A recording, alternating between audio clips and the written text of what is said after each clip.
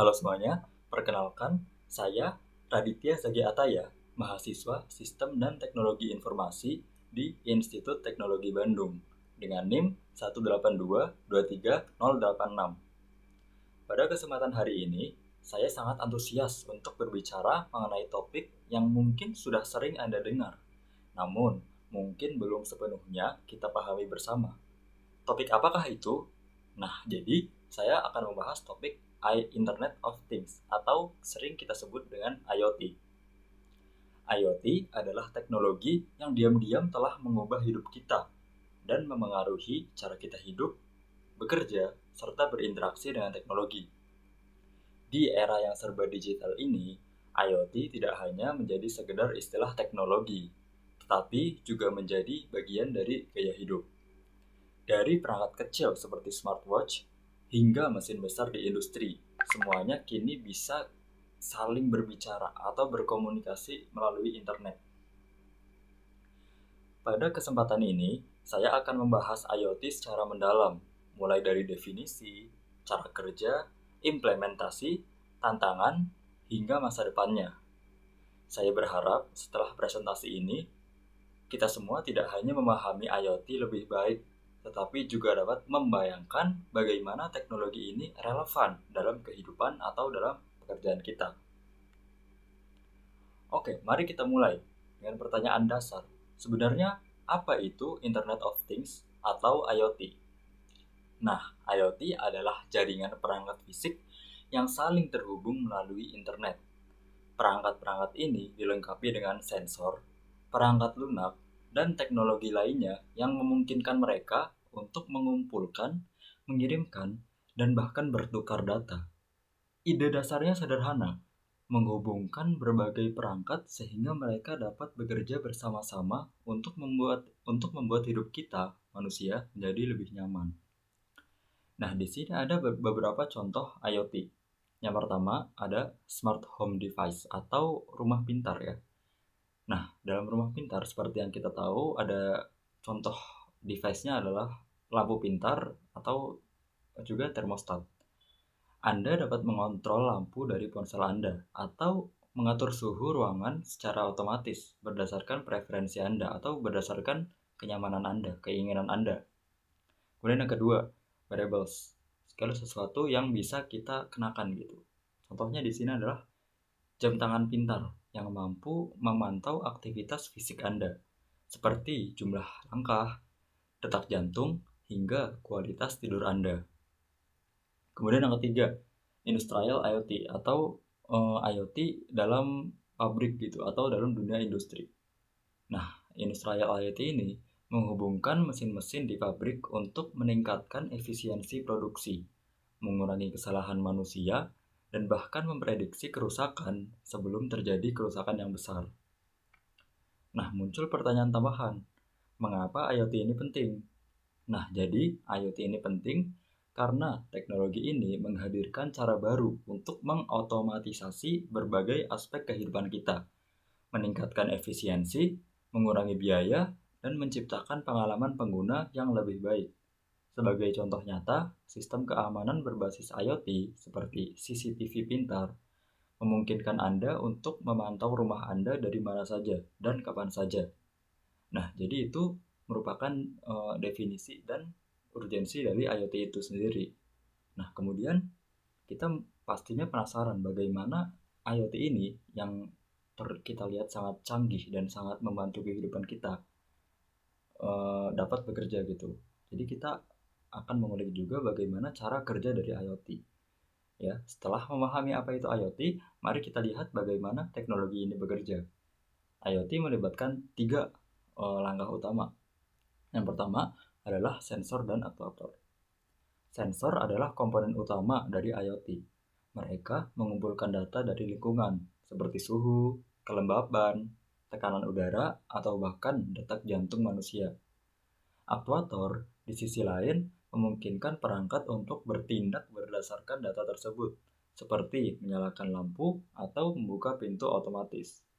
Contoh, sensor gerak di rumah pintar mendeteksi pergerakan di malam hari. Berdasarkan data ini, lampu otomatis menyala untuk memberikan penerangan. Yang kedua adalah konektivitas.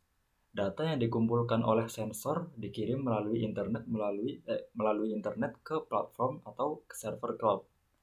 Proses ini menggunakan berbagai teknologi komunikasi seperti Wi-Fi, Bluetooth, atau jaringan seluler. Contoh, termostat pintar mengirimkan data suhu rumah ke server cloud untuk dianalisis, sehingga Anda dapat mengontrolnya dari aplikasi ponsel Anda. Kemudian yang ketiga adalah analisis dan respons. Data yang diterima di cloud kemudian dianalisis untuk memberikan respons yang sesuai. Respons ini bisa berupa keputusan otomatis atau informasi yang disampaikan kepada pengguna. Contoh, ketika suhu ruangan naik terlalu tinggi, termostat pintar secara otomatis menyalakan AC untuk menjaga kenyamanan Anda. Nah, tahapan-tahapan ini memungkinkan perangkat IoT bekerja dengan efisien dan memberikan manfaat yang nyata. Jadi itulah bagaimana IoT bekerja. Kemudian, kita mungkin juga bertanya-tanya, implementasi apa implementasi IoT ini di dunia nyata? Nah, jadi ternyata IoT telah diterapkan di banyak bidang, dan setiap bidang menghadirkan manfaat yang unik. Berikut adalah beberapa contoh implementasi nyata dari IoT. Yang pertama adalah smart home atau rumah pintar. Rumah pintar adalah salah satu contoh paling populer dari IoT. Anda bisa menggunakan perangkat seperti lampu pintar, kamera keamanan atau CCTV, dan alat rumah tangga lainnya yang dapat dikontrol dari jarak jauh. Bahkan, kulkas pintar kini mampu mengingatkan Anda untuk membeli bahan makanan yang hampir habis. Menarik bukan? Kemudian yang kedua, ada kesehatan. Di bidang kesehatan. Nah, IoT telah membawa revolusi besar di dunia kesehatan atau dunia medis. Alat pemantau kesehatan seperti Fitbit atau Apple Watch membantu pengguna melacak kesehatan mereka setiap saat. Selain itu, alat pemantauan jarak jauh memungkinkan dokter untuk memantau kondisi pasien tanpa harus bertemu langsung. Wah, sangat membantu dokter kan? Kemudian yang ketiga, di bidang transportasi. Dalam transportasi, IoT memungkinkan kendaraan saling terhubung melalui sistem navigasi cerdas. Hal ini membantu mengurangi kemacetan dan meningkatkan keselamatan. Selain itu, kendaraan listrik kini dilengkapi dengan fitur pemantauan baterai secara real-time yang terhubung ke aplikasi pengguna. Kemudian yang keempat, ada juga industri. Nah, di sektor industri, IoT digunakan untuk memonitor mesin produksi secara real-time, mengidentifikasi masalah sebelum terjadi kerusakan besar. Sebagai contoh, sensor di pabrik dapat mendeteksi getaran tidak normal pada mesin dan memberikan peringatan kepada teknisi. Sangat membantu bukan? Nah, itu merupakan implementasi IoT ke dalam 4 bidang, dan masih banyak lagi bidang-bidang lainnya yang menggunakan IoT juga. Nah, selanjutnya dari IoT yang kita lihat sangat bermanfaat dan sangat membantu untuk kenyamanan manusia. Apakah ada sisi negatifnya? Nah, pastinya ada yang namanya tantangan dan juga risiko. Jadi setelah ini kita akan membahas tantangan dan risiko dari IoT ini. Meskipun memiliki banyak manfaat, IoT juga menghadapi sejumlah tantangan. Yang pertama, keamanan dan privasi. Salah satu risiko terbesar adalah kemungkinan perangkat IoT diretas. Jika data sensitif jatuh ke tangan yang salah, konsekuensinya bisa sangat merugikan. Misalnya, hacker dapat mengontrol perangkat rumah pintar Anda dari jarak jauh. Wah, itu sangat bahaya. Kemudian yang kedua, interoperabilitas. Perangkat dari berbagai produsen seringkali sulit untuk saling terhubung. Hal ini membatasi fleksibilitas pengguna dalam membangun ekosistem IoT yang ideal. Jadi misalkan, saya menggunakan perangkat IoT dari merek A.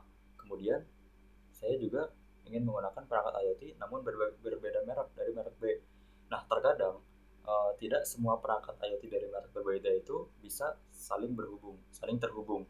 Nah, hal itu akan menyulitkan kita. Nah, kemudian yang ketiga, kebutuhan infrastruktur. Yang namanya IoT atau Internet of Things pastinya membutuhkan internet yang cepat dan stabil. Nah, hal ini tentunya cukup menyulitkan untuk orang-orang yang berada di daerah-daerah terpencil. Adopsi IoT masih sulit karena keterbatasan jaringan. Nah, itu merupakan beberapa contoh tantangan dan risiko dari IoT. Kemudian kita juga mungkin penasaran bagaimana masa depan IoT ini. Nah, ternyata masa depan IoT ini sangat menjanjikan. Berikut merupakan beberapa hal yang bisa kita harapkan. Yang pertama, kota pintar atau smart cities. Kota-kota pintar akan menggunakan IoT untuk mengelola lalu lintas, energi, dan limbah secara efisien. Misalnya, lampu jalan yang hanya menyala ketika ada kendaraan mendekat. Nah, hal itu akan mengurangi penggunaan energi dan akan menghemat. Nah, sangat menarik bukan? Perlu diketahui, kota pintar ini sudah sedang direncanakan di beberapa negara tertentu. Nah, yang kedua, IoT dan AI atau Artificial Intelligence atau kecerdasan buatan. Kombinasi IoT dengan kecerdasan buatan ini akan membuat perangkat yang menjadi lebih pintar. Misalnya, kulkas pintar yang dapat memesan bahan makanan secara otomatis berdasarkan pola konsumsi Anda. Sangat menarik bukan? Dan sangat akan membantu kehidupan kita. Kemudian yang ketiga, ekosistem yang terintegrasi. Di masa depan, kita dapat membayangkan perangkat dari berbagai merek bekerja bersama-sama tanpa hambatan platform lagi. Sebagai kesimpulan, IoT adalah teknologi yang menghubungkan dunia kita dengan cara yang belum pernah terjadi sebelumnya. Dengan kemampuannya mengotomatisasi proses, meningkatkan efisiensi, dan memberikan kenyamanan, IoT menjadi teknologi yang tak terpisahkan dari masa depan kita. Namun, tantangan seperti keamanan, privasi, dan infrastruktur harus ditangani dengan serius agar IoT dapat berkembang secara berkelanjutan. Nah, mungkin akan muncul di benak kita lagi. Bagaimana menurut Anda IoT dapat membantu meningkatkan kualitas hidup atau produktivitas di bidang Anda? Nah, itu mungkin itu menjadi pertanyaan untuk diri kita masing-masing yang akan kita jawab di kemudian hari. Mungkin itu penjelasan dari saya tentang IoT. Terima kasih atas perhatiannya. Mungkin itu cukup dari saya, semoga bermanfaat.